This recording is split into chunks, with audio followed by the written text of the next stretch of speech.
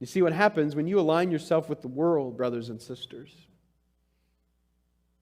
When you want to be a person who's got one foot in the world and one foot in the kingdom of God, you know what the world is going to demand? The world is going to constantly demand proof of your loyalty. Show me that you're loyal. Prove it. You better toe the line. You better go along. If you're not with us, you're against us. So if it's the love of money, then the world expects you to continue to spend and to consume. If it's vanity, then you better be buying all the creams and all the clothing and all the exercise you can possibly get to try to keep yourself looking like you did in your 20s. If it's pleasures, if it's comforts, if it's entertainment, then keep coming for more. And never be satisfied, by the way, but keep coming for more. Indulge. Consume. Take it in. And everything that the world promises you to satisfy you will never come to pass, but they expect you to keep showing up.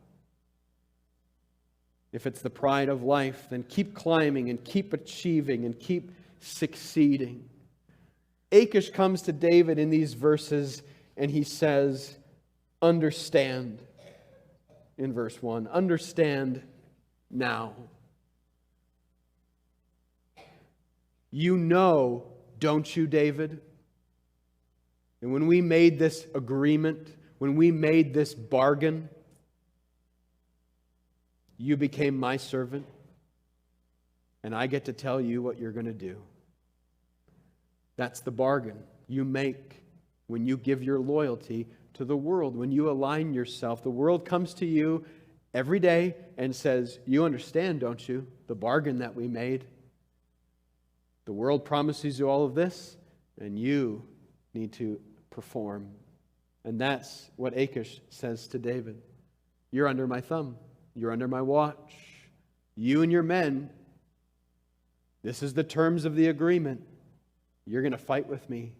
You're going to fight against your own people with my army when we go to war. And to war they go. God will test your faith as well, brothers and sisters, but when God tests your faith, there's a huge difference. When God tests your faith, He tests your faith on the basis of His faithfulness. That is, His faithfulness to the promises, His faithfulness to be your Redeemer, His faithfulness to cause you to grow in grace. He wants your full and free salvation. That's His promise to you in Jesus Christ. And that's what He's carrying out by His Word and Spirit. So if God tests your faith, He means for you to grow towards Him. He does it on the basis of His faithfulness. But when the world tests you, the world flips things around. And the world says that it will determine its faith in you based on your faithfulness. Based on whether you are keeping up. That's why tweets from 10 years ago or 5 years ago keep getting brought up. Our world has no standard of truth. Correct? Correct. No standard of truth. So what are they doing? They're just making sure that everybody's keeping up. That you're woke enough. That you're relevant enough. That your opinions still count. That you still count. Because the worst thing that can happen to you in the world today, if you're a worldly person, is to become irrelevant. And the greatest sin that you can commit in our present Western culture is to be intolerant, unless you're intolerant of intolerance. So are you keeping up? Are you relevant?